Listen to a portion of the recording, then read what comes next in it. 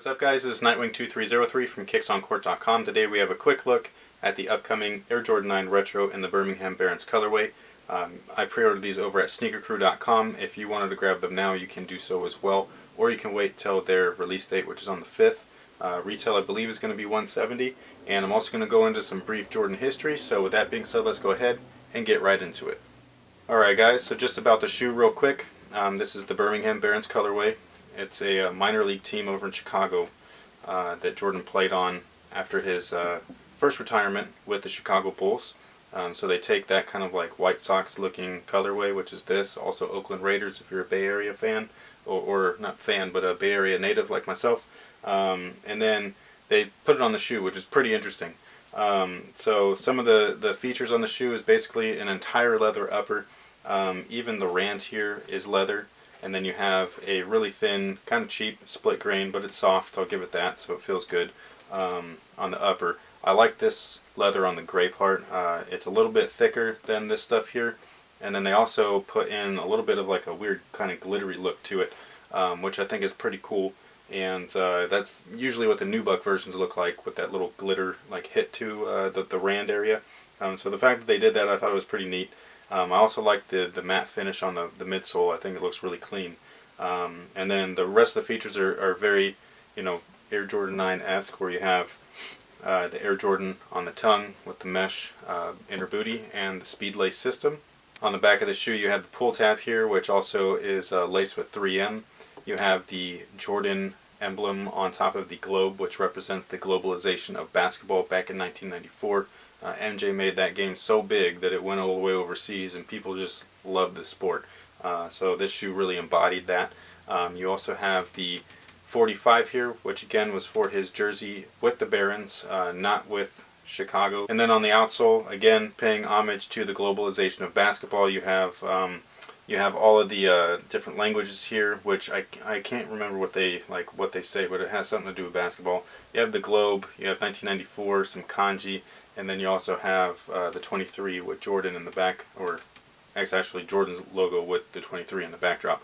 Yeah, overall quality is okay. The craftsmanship I think is really on point. The material quality is lacking a little bit, but most Jordan 9s do.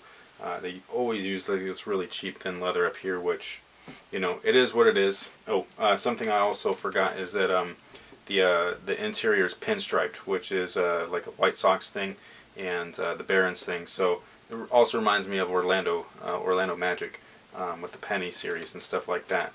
And then you have a black insole with a white Jumpman. As far as the fit goes, I go with a size 9, so I go true to size. If anything, I go up half a size, because sometimes right here it pinches on my feet a little bit. But yeah, I would not go down half a size in these guys. So once again, I grabbed these over at SneakerCrew.com. If again you're interested, you can go ahead and do that now. Or you can just wait until the 5th. I don't know if these are going to sell out or not. It's kind of a weird release, but you know, it's definitely a unique release. So this, I think, is a little bit more for collectors, and I'll tell you why right now. So back in 1994, MJ, his dad, passed away. Unfortunately, he was murdered. I believe it was on the side of the road. They just found his car there and all that stuff. I think he got tired. He pulled off the road to sleep a little bit, and somebody went up to his car, you know, and that was it. So there's more detail, but I don't want to talk about that stuff. I don't really like going over that kind of stuff. And but yeah, so basically he retired. He had won his third straight ring with the Chicago Bulls, and with his retirement, you know, Jordan is the type of person where he's like really competitive, so he can't sit still. So basically what he ended up doing was going to play baseball. This is actually something him and his father had shared as far as a passion goes when he was a child. And so he went to the Birmingham Barons. His original jersey number back when he was a kid, supposedly I think was 45, so I think that's why he chose it. I'm not positive on that. It could have been his brother's jersey number, but I'm not, like I said, I'm not 100%. So if you do know what it is, just let me know. Leave it in the comments. Let somebody know. That way, you know, I'm not spreading false information. I'm almost positive this is his brother's number, but again, I can't remember. But anyways, so he started playing for the Birmingham Barons, and afterwards, you know, he went back to play basketball. But during his stay with the baseball team, he actually did wear the Jordan 9, and he wore an all-black version, and it was a cleated version, which means that this whole like outsole here was not there. It was like a metal cleat for baseball. And I don't think he ever wore a white base colorway. I'm pretty sure they were always black. Now, as everybody knows, Jordan couldn't stay away from the game too long, so what he ended up doing was going back to the NBA, and by that time it was already the following season. So the Air Jordan 9 was no longer the current Air Jordan model, and he was actually wearing the Air Jordan 10. So this is the shoe that he wore when he came back. It was a big deal for everybody, even people that weren't, you know, hardcore Jordan fans or basketball fans. It was literally a big deal. Like, this dude globalized the game, period. So for him to come back, it was pretty nuts. And he wore this shoe right here, the Chicago 10s. These things are classics. This has his 85 to 94 career stats, and this is exactly, you know, directly after this. So he was retired when this shoe first came out. Now, all of his teammates wore these things, or they weren't his teammates at the time, but, you know, Scottie Pippen, the Bulls. I also think it was the first time when we saw other professional athletes wear some of his shoes, specific in like PE colorways.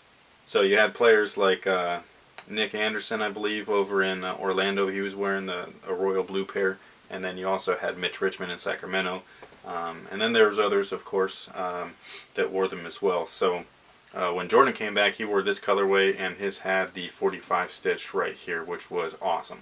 Now, one of the ironic things is that they, as in Chicago, made it all the way to the playoffs that season, and he was wearing this shoe. Then they ended up matching up with, I believe, the Orlando Magic, and they were going up against a player, Nick Anderson, that was wearing Jordan's shoe, and he was wearing it in the white with the royal blue here. One of the funny things is, though, is that during that playoff series, Jordan actually stopped wearing the Air Jordan 10, and he ended up wearing a shoe that he was not supposed to or allowed to wear at that moment. And that was the Concord Air Jordan 11.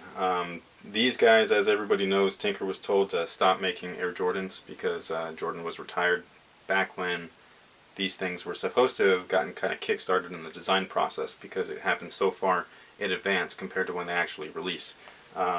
So yes, the Kobe 9 was designed way before Kobe actually, you know, tore his Achilles. However, you know, we're not going to get into that. But anyways, so Jordan was wearing these guys here, and then again he got picked by a player wearing his own sneaker, and they lost the series and all that stuff. He actually got in trouble for wearing these.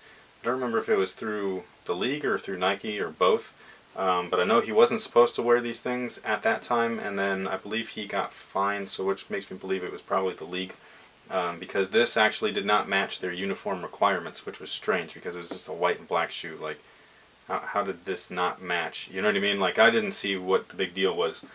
So he ended up wearing the Space Jam version, basically, which I don't think was Space Jam. I think they were actually just like black Concords, but nobody knows for sure. I don't even know for sure, but if you do, then again, leave it in the comment section and all that stuff. But basically, he went from wearing these guys here on the field to wearing these guys here on the court to wearing these guys here prematurely and getting fined and all that stuff, which ended up leading him to, you know, continue his career and then win 3 more championships after that season. So I think that was pretty cool. It all started with this whole thing right here, the 45. We've seen sample images or products with the 45 on these guys. We've seen samples with the 45 on these guys, and yeah, so it's pretty dope that there's actually a shoe that came out with the 45 on the back, especially since Jordan has said many times that he does not like that number. He considers it bad luck.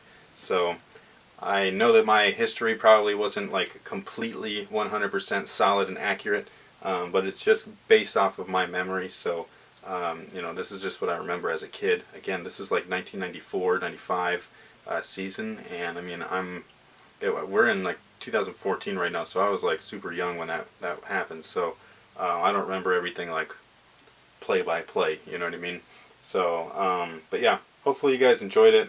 If you want to know more about that stuff, just Google or Wikipedia the whole thing, or try to find some old Jordan documentaries. I can't remember the name of any of them right now, but I used to have them all on VHS, but they were awesome. But yeah, you'll see highlights of all of that stuff. So but yeah, again, these guys come out in a week and a half almost, so I do like the colorway. If you want to see what they look like on feet, you can always follow me on Instagram. The reason why I don't do them in the video anymore is because right behind here, right back here, it's just trashed. So there's shoes all over the place from basketball and all that stuff. So but yeah, you can follow me on Instagram. Everything is Nightwing2303, Twitter, Instagram, all that stuff. So thank you guys for watching again. Thanks for all your support, and hopefully I didn't botch Jordan's history too much. It's again just based off of my own memory, which isn't the best as it is.